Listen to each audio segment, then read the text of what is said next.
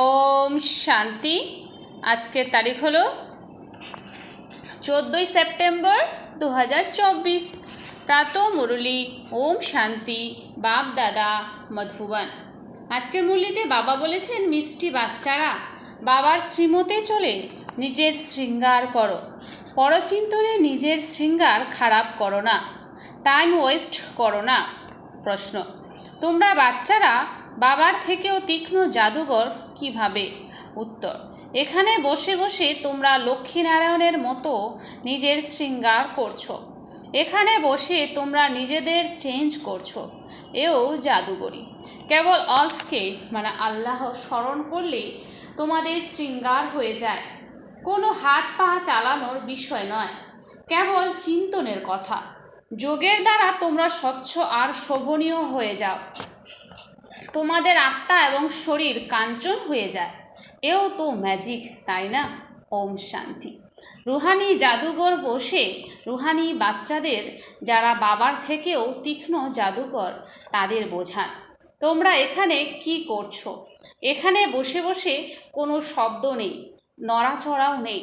বাবা অথবা সাজনীদের যুক্তি বলে দিচ্ছেন। সাজান বলেন, এখানে বসে তোমরা কি করছো? তোমরা নিজেরা এমন লক্ষ্মীনারায়ণের মতো শৃঙ্গার করছো। কেউ বুঝবে কি? তোমরা এখানে সবাই বসে আছো, তবু পুরুষার্থের ক্রমানুসারে তো আছেই, তাই না? বাবা বলেন, তোমাদের এমন শৃঙ্গারিত হতে হবে। ভবিষ্যৎ অমরপুরীর জন্য তোমাদের এই অবজেক্ট হলো এটাই। এখানে বসে তোমরা কি করছো? প্যারাডাইসের শৃঙ্গারের জন্য তোমরা পুরুষার্থ করছো। একে কি বলা হবে? এখানে বসে তোমরা নিজেদের চেঞ্জ করছো। উঠতে বসতে চলতে ফিরতে বাবা এক মনমনা ভবের চাবি দিয়েছেন। এই মনমনা ভব ছাড়া আর কোনো ফালতু কথা শুনে সময় নষ্ট করো না। তোমরা নিজেদের শৃঙ্গারে লেগে থাকো। অন্যে করলো কি করলো না করলো এতে তোমাদের কি যায় আসে? তোমরা নিজেদের পুরুষার্থে থাকো। এ কত বোঝার মতো কথা। নতুন কেউ শুনলে কত আশ্চর্য হয়ে যাবে। তোমাদের মধ্যে কেউ কেউ তো নিজের শৃঙ্গার করছে, কেউ আবার আরোই খারাপ করে দিচ্ছে। তারা পরচিন্তন ইত্যাদিতে টাইম ওয়েস্ট করতে থাকে। বাবা বাচ্চাদের বোঝান, তোমরা কেবল নিজেদের দেখো যে আমরা কি করছি। বাবা খুব ছোট উপায় বলে দিয়েছেন। ব্যাস, একটি শব্দ, মনমনা ভব। তোমরা এখানে বসে আছো, কিন্তু তোমাদের বুদ্ধিতে রয়েছে যে সম্পূর্ণ সৃষ্টির চক্র কিভাবে ঘুরতে থাকে। এখন আবার আমরা এই বিশ্বের জন্য শৃঙ্গার করছি। তোমরা কত পদ্মাপদম ভাগ্যবান। এখানে বসে বসে তোমরা কত কার্য করো। এখানে তো হাত পা চালানোর কোনো ব্যাপারই নেই। এখানে কেবল চিন্তনের মানে বিচারের কথা। তোমরা বলবে, আমরা এখানে বসে উঁচুর থেকে উঁচু বিশ্বের শৃঙ্গার করছি। মনমনাভবের মন্ত্র কত উঁচু। এই যোগের দ্বারাই তোমাদের পাপ ভস্ম হতে থাকবে, আর তোমরা স্বচ্ছ হতে হতে তারপর কত শোভনীয় হয়ে যাবে। এখন আত্মা পতিত, তাই তোমাদের শরীরের অবস্থাও দেখো কি হয়ে গেছে। এখন তোমাদের আত্মা আর কায়া উভয়ই এখন তোমাদের আত্মা আর কায়া উভয়ই কাঞ্চন হয়ে যাবে। এ তো ম্যাজিক, তাই না? তাই এভাবেই নিজেদের শৃঙ্গার করতে হবে, দৈবী গুণ ধারণ করতে হবে। বাবা সবাইকে একটি রাস্তা বলে দেন, অল্প মান আল্লাহ, বেমানা বাদশাহী। কেবল অল্পের কথা বাবাকে স্মরণ করতে থাকো, তাহলে তোমাদের শৃঙ্গার পরিবর্তন হয়ে যাবে। তোমরা বাবার থেকেও বড় জাদুকর। তোমাদের উপায় হলো তোমাদের উপায় বলে দেওয়া হয় যে এমন এমন করলে তোমাদের শৃঙ্গার তৈরি হয়ে যাবে। নিজের শৃঙ্গার না করলে তোমরা নিজেদের ক্ষতি করে ফেলে থাকো। এতটা তো বোঝোই যে আমরা ভক্তিমার্গে কি করতাম। সমস্ত শৃঙ্গার ওই খারাপ করে দিয়ে তোমরা কি হয়ে গেছো। এখন একটি শব্দে বাবার স্মরণেই তোমাদের শৃঙ্গার হয়। বাচ্চাদের কত ভালোভাবে বুঝিয়ে ফ্রেশ করে দেয়। তোমরা এখানে বসে কি করো? তোমরা স্মরণের যাত্রায় বসে আছো। কারোর খেয়াল যদি অন্যদিকে থাকে তাহলে শৃঙ্গার তো করাই যাবে না। তোমরা এখন শৃঙ্গার করেছো, তাই তোমাদের অন্যদেরও পথ বলে দিতে হবে। বাবা তোমাদের এমনভাবে শৃঙ্গার করাতেই আসেন। শিব বাবা, তোমার কি জাদু, তুমি আমাদের কত শৃঙ্গার করাও। উঠতে বসতে চলতে ফিরতে আমাদের নিজের শৃঙ্গার করতে হবে। কেউ তো আবার নিজের শৃঙ্গার করে অন্যদেরও শৃঙ্গার করায়, কেউ তো আবার নিজের শৃঙ্গারও করে না আর অন্যদেরও শৃঙ্গার খারাপ করতে থাকে। ফালতু ব্যর্থ কথা শুনে তাদের অবস্থা আরও নিচে নামিয়ে দেয়। নিজেরাও শৃঙ্গার করে না, অন্যদেরও শৃঙ্গার করতে দেয় না। তাই খুব ভালোভাবে চিন্তা করো বাবা কিভাবে যুক্তি বলে দেন। ভক্তিমার্গের শাস্ত্র পড়লে এই যুক্তি পাওয়া যায় না। শাস্ত্র তো হলো ভক্তিমার্গের। তোমাদের বলে থাকে যে তোমরা কেন শাস্ত্র মানো না। বলো যে আমরা সব মানি, অর্ধেক কল্প আমরা ভক্তি করেছি, শাস্ত্র পড়লে কে আর মানবে না। রাত আর দিন যখন হয় তখন এই দুইকেই তো মানবে, তাই না? এ হলো অসীম জগতের দিন আর রাত। বাবা বলেন যে মিষ্টি বাচ্চারা, তোমরা নিজেদের শৃঙ্গার করো, টাইম ওয়েস্ট করো না।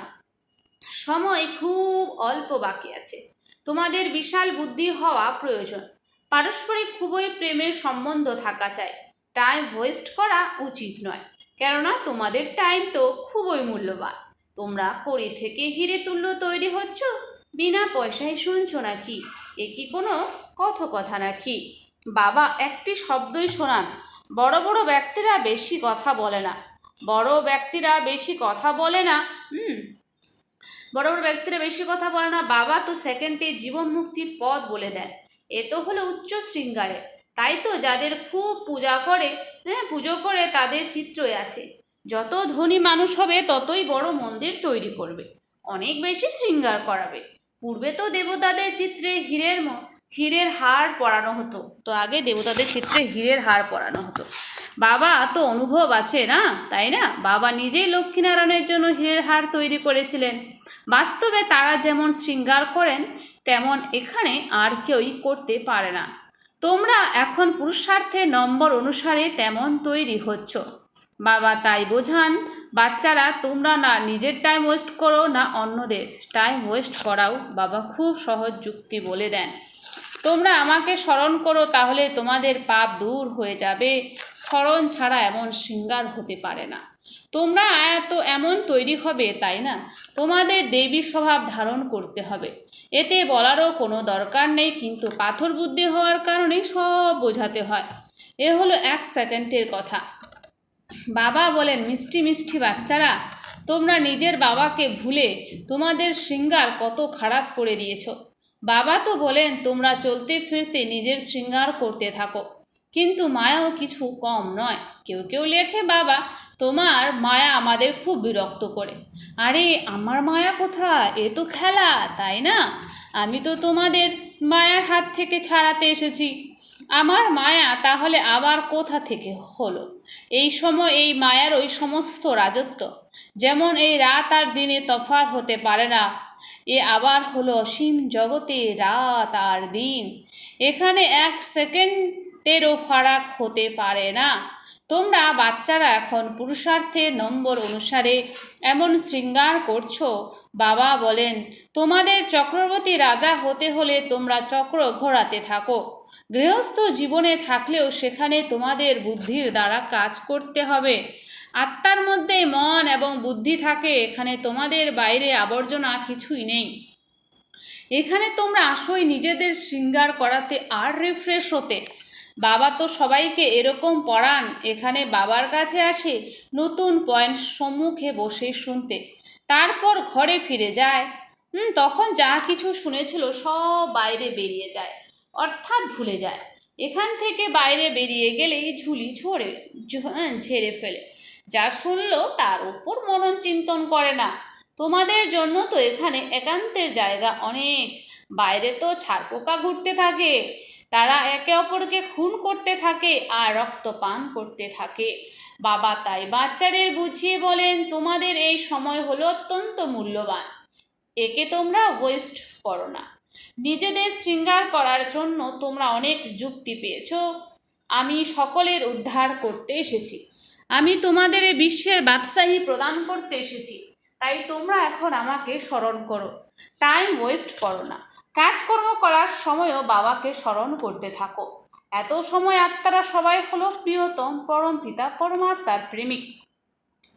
ওইসব দৈহিক জাগতিক কথা, কাহিনী, হিরে রাঞ্জা, লয়লা মজনু ইত্যাদি তো তোমরা অনেক শুনে এসেছো।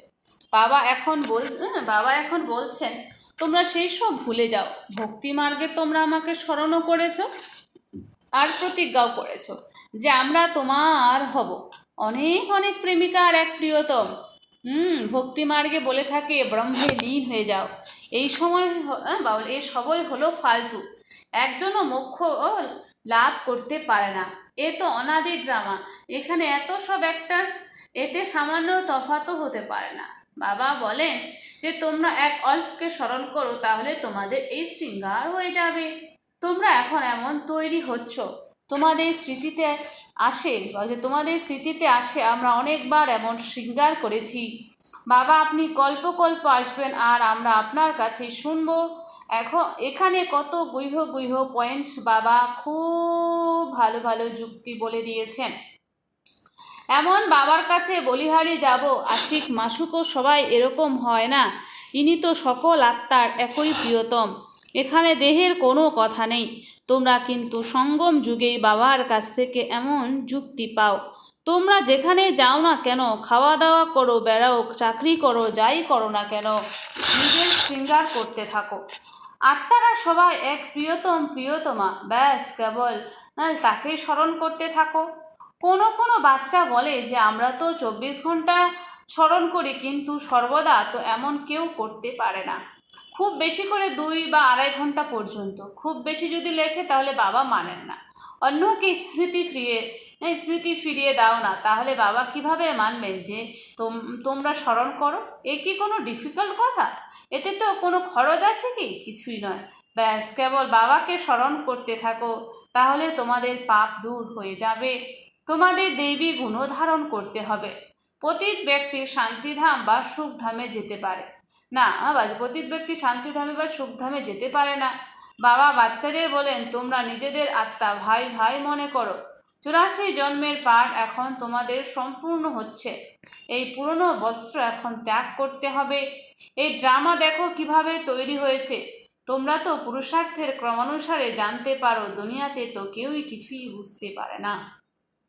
প্রত্যেকেই তোমরা নিজেকে জিজ্ঞেস করো যে আমরা বাবার মতে চলি কি? যদি চলো তাহলে তোমাদের শৃঙ্গারও খুব ভালো হবে।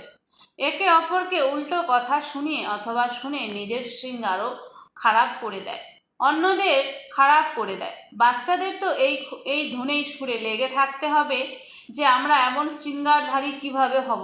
বাকি তো যা কিছুই আছে তা ঠিক আছে, কেবল পেটের জন্য রুটি যেন সহজেই পাওয়া যায়। বাস্তবে পেট তো বেশি চায় না। যদিও তোমরা সন্ন্যাসী, কিন্তু তোমরা রাজযোগী না, অনেক উঁচু না নিচু। খাও কিন্তু বেশি খেও না, অভ্যাস হয়ে যাবে। এই কথা একে অপরকে স্মরণ করিয়ে দাও। শিব বাবার স্মরণে আছে তো, উত্তরাধিকার স্মরণে আছে তো, বিশ্বের বাদশাহীর শৃঙ্গার স্মরণে আছে তো। বিচার করে দেখো এখানে বসে বসে তোমাদের কি উপার্জন। এই উপার্জনের দ্বারা অপার সুখ প্রাপ্ত হয়। কেবল এই স্মরণে যাত্রার দ্বারা আর কোনো অসুবিধা নেই। ভক্তি মার্গে মানুষ কত ধাক্কা খেতে থাকে। বাবা এখন এসেছেন তোমাদের শৃঙ্গার করাতে। তাই তোমরা নিজেদের খুব ভালোভাবে খেয়াল করো। ভুলে যেও না, মায়া সব ভুলিয়ে দেয়, তখন সময় খুব নষ্ট করে ফেলে। তোমাদের এই টাইম তো খুবই মূল্যবান। লৌকিক পড়াতে মানুষ পরিশ্রমের ফলে কি থেকে কি হয়ে যায়। বাবা তোমাদের তো অন্য কোনো পরিশ্রম করার না। তিনি কেবল বলেন তোমরা আমাকে স্মরণ করো। কোনো বই ইত্যাদি পড়ার কোনো দরকার নেই। বাবা কি কোনো বই পড়েন? বাবা বলেন আমি এসে এই প্রজাপিতা ব্রহ্মার দ্বারা তোমাদের অ্যাডাপ্ট করি। ইনি তো প্রজাপিতা, তাই না? তাহলে এত মুখ বংশাবলী কিভাবে হবে? বাচ্চাদের অ্যাডাপ্ট করা হয়, উত্তরাধিকার তো বাবার থেকে প্রাপ্ত হবে। বাবা ব্রহ্মার দ্বারা অ্যাডাপ্ট করেন, তাই তাকে মাতা পিতা বলা হয়। এও তোমরাই জানো। বাবার আগমন একদম অ্যাকুরেট, সঠিক। তিনি অ্যাকুরেট সময় আসেন, আবার অ্যাকুরেট সময়ে যাবেন। দুনিয়ার পরিবর্তন তো হতেই হবে। বাচ্চারা বাবা এখন তোমাদের কত বুদ্ধি দান করেন। তোমাদের বাবার মতে চলতে হবে। স্টুডেন্টরা যা পড়াশোনা করে তাই তাদের বুদ্ধিতে চালাতে হবে। তোমরা এই সংস্কার নিয়ে যাও। বাবার মধ্যে যেমন সংস্কার আছে তেমনই তিনি তোমাদের আত্মার মধ্যে এই সংস্কার ভরতে থাকেন। তারপর যখন এখানে আসবে তখন ওই পাঠই আবার রিপিট হবে। পুরুষার্থের নম্বর অনুসারে আবার আত্মা আসবে। নিজের মনকে জিজ্ঞেস করো, নিজেকে শৃঙ্গার করানোর জন্য আমি কতটা পুরুষার্থ করেছি। কোথাও তো টাইম নষ্ট করিনি। বাবা সাবধান করে দেন, ব্যর্থ কোথাও সময় নষ্ট করো না। বাবার শ্রীমৎ স্মরণে রেখো, মনুষ্য মতে চলো না। তোমরা তো জানতেই না যে আমরা পুরনো দুনিয়াতে আছি। বাবা বলেছেন যে তোমরা কি ছিলে এই পুরনো দুনিয়াতে, কত অপার দুঃখ আছে। এও ড্রামা অনুসারে পাঠ প্রাপ্ত হয়েছে। ড্রামা অনুসারে বিভিন্ন প্রকার বিঘ্ন এসে উপস্থিত হয়। বাবা বোঝান যে বাচ্চারা এ হলো জ্ঞান আর ভক্তির খেলা, এ হলো ওয়ান্ডারফুল ড্রামা। এত ছোট আত্মার মধ্যে এর সমস্ত পাঠ অবিনাশী ভরা আছে। আচ্ছা জাপলে হতেই থাকে। আচ্ছা মিষ্টি মিষ্টি হারানিধি বাচ্চাদের প্রতি মাতা পিতা বাপ দাদার স্মরণে স্নেহ সুমন আর সুপ্রভাত। আত্মাদের পিতা তার আত্মারূপী বাচ্চাদের জানাচ্ছে নমস্কার। আমরা সমস্ত আত্মারূপী বাচ্চারা জানাই মাতা পিতা বাপ দাদাকে স্নেহ সুমন আর নমস্কার। ধারণার জন্য মুখ্য সার 1 নাম্বার, অন্য সব কথাকে ত্যাগ করে এই ধুনে থাকতে হবে যে আমি লক্ষ্মীনারায়ণের মতো শৃঙ্গারধারী কিভাবে হব। বলছে অন্য সব কথাকে ত্যাগ করে এই ধুনে থাকতে হবে যে আমি লক্ষ্মীনারায়ণের মতো শৃঙ্গারধারী কিভাবে হব। 2, নিজেকে জিজ্ঞেস করতে হবে আমরা শ্রীমতে চলে মনমনা ভবের চাবির দ্বারা নিজের শৃঙ্গার ঠিক করছি কি। আমরা শ্রীমতে চলে মনমনা ভবের চাবির দ্বারা নিজের শৃঙ্গার ঠিক করছি কি। উল্টা পাল্টা কথা শুনে বা শুনিয়ে শৃঙ্গার খারাপ করে দিচ্ছি না তো। উল্টা পাল্টা কথা শুনে বা শুনিয়ে শৃঙ্গার খারাপ করে দিচ্ছি না তো। সম্বন্ধে পারস্পরিক প্রেমের শৃঙ্গার থাকি তো। থাকি তো। নিজের ভ্যালুয়েবল মূল্যবান টাইম কোথাও ওয়েস্ট করি না তো। দেবী স্বভাব ধারণ করেছি কি। বরদান, ব্যর্থ সংকল্পের কারণ জেনে তা সমাপ্ত করে সমাধান স্বরূপ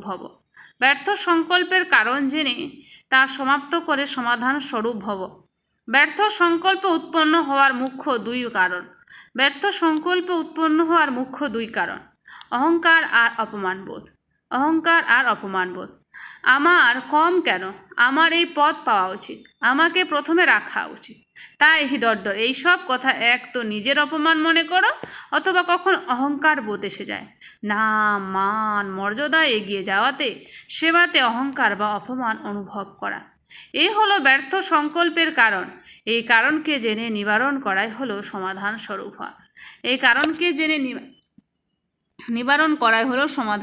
হওয়া।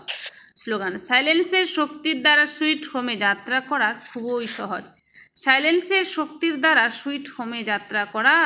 খুবই সহজ। আচ্ছা, ওম শান্তি। ধন্যবাদ বাবা আজকের এই সুন্দর মিষ্টি মুরলির জন্য।